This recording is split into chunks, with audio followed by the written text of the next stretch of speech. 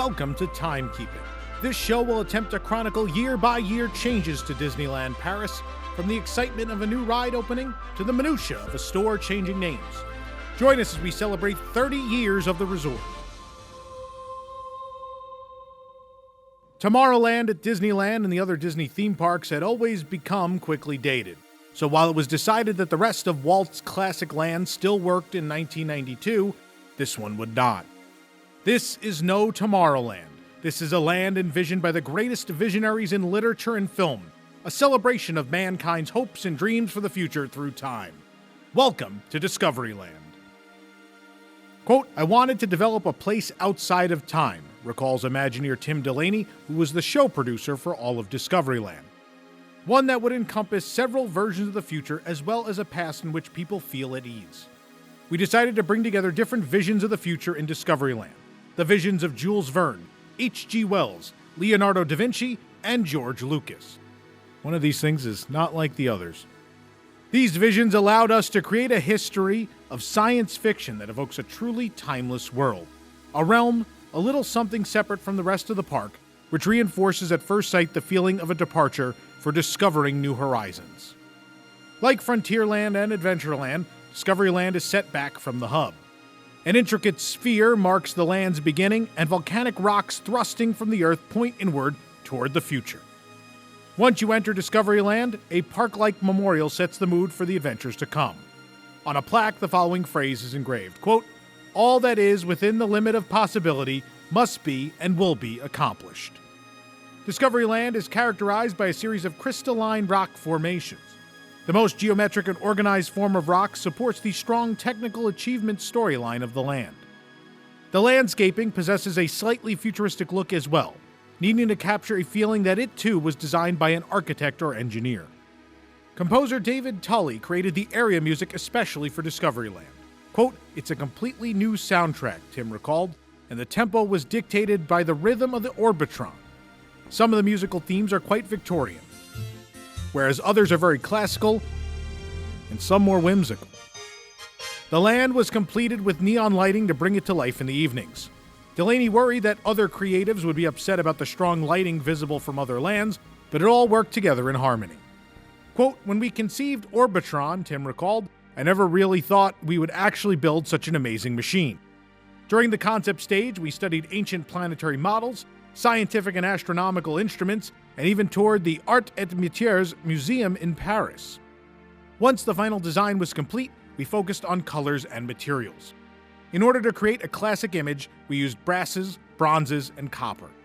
And to make it unique, we accented the structure in neon light, which also made it electric and timeless. The rockets themselves are inspired by the Buck Rogers and Flash Gordon serial comic strips of the 1930s. Ray Bradbury, a celebrated American author of science fiction and a man who had heavily influenced and helped to create Epcot Center, made a more direct contribution. Quote, "For Orbitron, I suggested that the planet should move in the opposite direction of the rockets. This makes the rockets seem to move at twice their actual speed." Inspired by the most interesting visions of the roadways of the future, dating back to the 1930s in publications such as Popular Science, the Discoveryland Autopia would be a grand departure from the others. Walt Disney's short film Magic Highway would inspire the team as well in recreating this Disneyland classic. The California Autopia is a bit spaghetti-like in its layout, while the Florida one was quite simpler but longer. The team combined what they liked from both, winding adventurous paths in a neater fashion, all with a longer length of track. In order for the cars to not ever become dated, classic elements of vintage automobiles were pieced together, creating a timeless yet futuristic design. The airfoils, wheel covers, and bumpers are all interchangeable modules as well, meaning each of the 60 Art Deco cars is unique from the others. The Hyperion, the dirigible that serves as a visual icon at the entrance to the Videopolis and the Café Hyperion, came from the Disney film The Island at the Top of the World. The name Hyperion, of course, comes from the street where Walt Disney's first animation studio was located. Funny enough, the idea to include the blimp in a land of a similar theme was envisioned for Disneyland with Discovery Bay in the 1970s and 80s, and it even would have housed its own e-ticket adventure based on the film. France would have to settle for a stage and dining.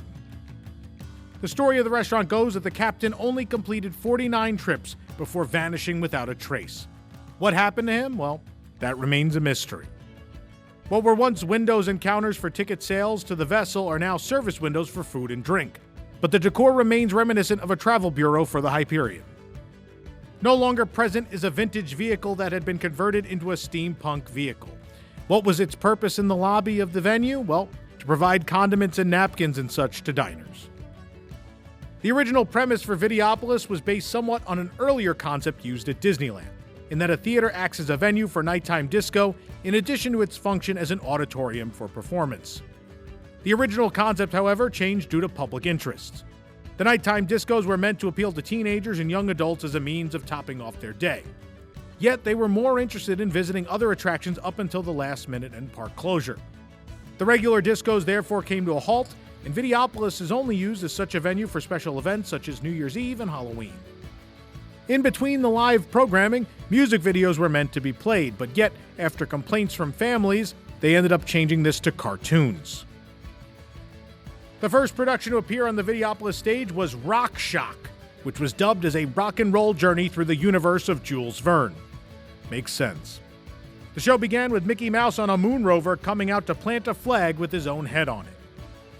Honestly, I'm not even sure how to describe the rest of this show, as it might be the strangest or possibly even the worst in the history of Disney parks.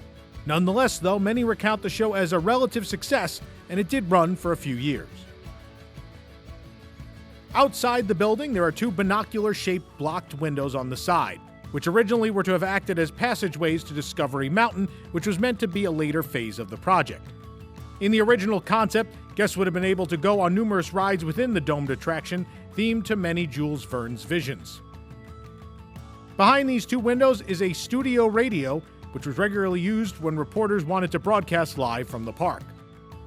Beneath that is a series of tiered dining areas for guests to enjoy their meals from Café Hyperion, also while taking in a show on the Videopolis stage. Le Visionarium was a Circle Vision 360 film, the first to add audio animatronics characters to the mix. It would be a highlight of opening day Discoveryland and was produced to be a Euro Disneyland original. It took guests on a journey into the past and on to the future, from deep beneath the sea to outer space and beyond, all in the matter of a few minutes. The original concept for the film had included Jules Verne and the culture of past and present European history and events, and new inventions. Along with the previous elements, the story had to do with the idea of time travel, with one concept including a child that explored the story of the great European scientists of the past on an intelligent computer. The adventure began in the pre-show room, which was filled with pictures and dozens of miniature flying vehicles suspended from the ceiling. Here, guests were introduced to the Timekeeper, voiced in French by Michael Lieb, a wacky robot inventor who is passionate about science and history. Timekeeper invited the guests to join him in an experiment by viewing his latest and greatest invention. The invention? His extraordinary machine to explore time. Before he introduced his invention, he gave a short speech on how his machine would change the world, just as the ones that surrounded guests in the pre-show theater had. After he got tied up rambling about ideas and famous inventors, he introduced the crowd to 9i, voiced by Miriam Boyer, and explained to them what she could do. 9i is a wisecracking, hovering female robot who is equipped with 9 cameras situated around her body. Timekeeper planned to send her back through time so she can transmit the images as she records them in the era she finds herself in. After the pre-show, guests were invited to enter the main theater. The circular room was fitted with 9 large projection screens, one for each of 9i's cameras. Controlling the proceedings from a platform at the far side of the room was an audio animatronic version of the Timekeeper. During the following 15-minute show, 9i was transported through time, from the past to the future, but as you might imagine, not all goes as planned. Le Visionarium marked the first time that a Circle Vision film process was used to deliver a narrative storyline. The film featured an all-star cast of famous European actors, such as Michel Piccoli as Jules Verne, Gérard Depardieu as an airport baggage handler, Franco Nero as Leonardo da Vinci, Joan Roquefort as Louis XV, and Jeremy Irons as H.G. Wells. Jeremy Irons, of course, was brought into the Walt Disney Company to voice Scar in The Lion King, and ended up starring, of course, in this show, as well as narrating the 1994 version of Spaceship Earth at Epcot.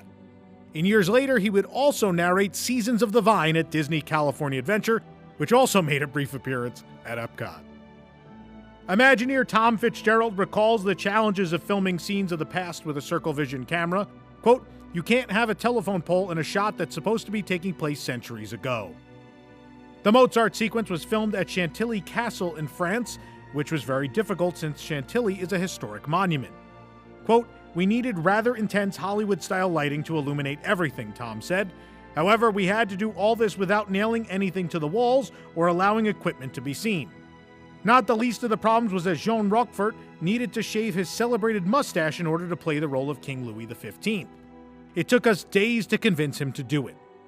The 500 candles used in the scene were made in a French abbey that specializes in the creation of candles with 2 wicks.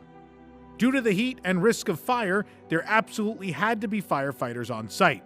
Hence, most of the costume characters seen in attendance in the court's masked ball are actually firefighters. The Eiffel Tower sequence couldn't be filmed in Paris as the rooftops were now littered with too many antennas, so instead, a miniature version was built and shot in Texas. French stuntman Remy Julien coordinated the shots in front of the Arc de Triomphe, in which Jules Verne nearly causes a pileup. Remy also contributed his talents to the scene filmed on the Zeltweg racetrack in Austria. The film crew went to Innsbruck to film the bobsledding scene. The camera mount, weighing over 400 pounds, was placed on a bobsled prior to hurtling down the slope over 1,000 yards long at a speed sometime reaching 60 miles per hour. Between 1992 and 2002, the attraction was sponsored by the French automobile company Renault. For their sponsorship, Renault's leading engineers were asked by Walt Disney Imagineering to envision a vehicle of the far future to star in the film's closing scenes and to be featured at the attraction's entrance. The remainder of that finale scene was envisioned by renowned futurist Sid Mead. The Reina Stella's futuristic design featured a vocal command system that made steering wheels and accelerators a thing of the past. With a cruising height that ranged from 15 centimeters to 150 meters above surfaces, the Reina Stella flew up to 300 kilometers an hour.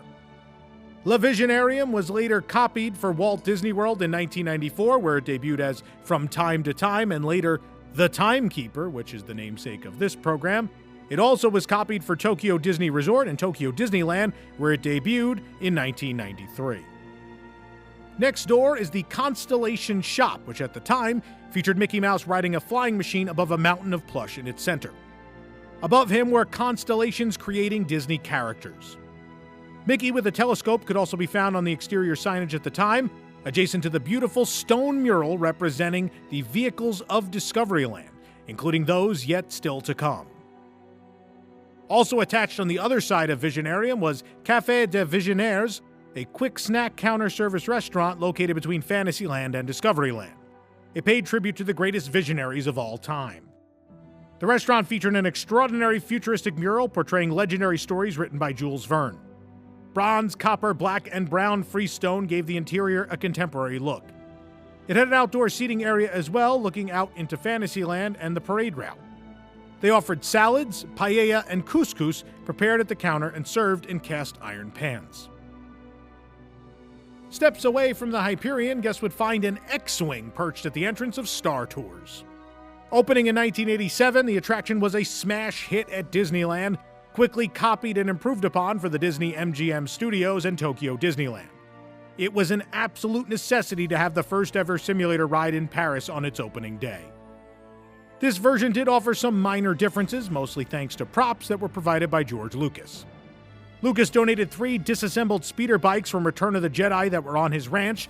One found life at the Disney MGM Studios in a photo op, but the other 2 were here in the queue in Paris. Anthony Daniels, the voice of C-3PO, was called back to record new dialogue for the ride, this time in French. In the droid room in Paris, guests will see many tall, nondescript machines. It turns out many of these are the same that brought to life the original Pirates of the Caribbean at Disneyland. While the archives was taking the one that controlled the auctioneer figure, the others were destined for the scrap heap until Imagineer Steve Brooks decided that they were perfect to fill out this room of mismatched machinery. L'Astroport Services Instaladores was an interactive video game arcade at the exit of the ride, presented by IBM, the attraction sponsor. It featured several high-tech computer applications and games, developed at 5 IBM research laboratories in the United States, France, and Great Britain. When guests entered the game hall, they were greeted by an audio animatronic named Roxanne, ROX-N, who introduced each game in turn in several languages. In storyline, she was Rex's girlfriend. One of the games, called Photomorph, allowed guests to modify a digital photograph of themselves by distorting the size and shape of the eyes, ears, nose, and mouth, all while moving their fingers on a touchscreen. Having designed a new look, guests could purchase a printout of the resulting image at the IBM info point near the exit. Another game was the Oracle, called Ingrid, a talking computer embodied by a face made of 8 horizontal lines that were able to analyze people's personalities by asking questions. The highlight of the spaceport was the game Star Course. The playing equipment were several small movable platforms, one for each player, and a huge video wall. Each player was captain of its own spaceship. The spaceships were clearly indicated by a small colored disc on the video wall. Each captain was able to steer its own spaceship by shifting its weight on the small platform he or she was standing on. The goal of the Star Course game was to ram the other player's spaceship with yours as often as possible, all while not hitting certain other obstacles. Additional electronic games rounded out the area. All games are controlled by 37 computers, most of them IBM Personal System /2, IBM's third generation of personal computers. 8 machines used, in those days, state-of-the-art 32-bit processors. The nearby Cinemagique Theater completed the George Lucas section of Discoveryland, at the time featuring the 3D adventure Captain EO starring Michael Jackson. However, it wouldn't stay for long. In fact, Discoveryland was poised to change the most in the years that would come. Well, time sure flies. If you're enjoying this jump from time to time with us, please hit the like button and subscribe for more great content. If you'd like to support this show and others, you can join the WDWNT Interglobe Society at patreon.com/WDWNT. To pick up the perfect gear for your next visit to a Disney park anywhere in the world, visit the Carousel of Products at carouselofproducts.com. Thanks to all these wonderful sources for making this show happen. We'll see you real soon right here on Timekeeping.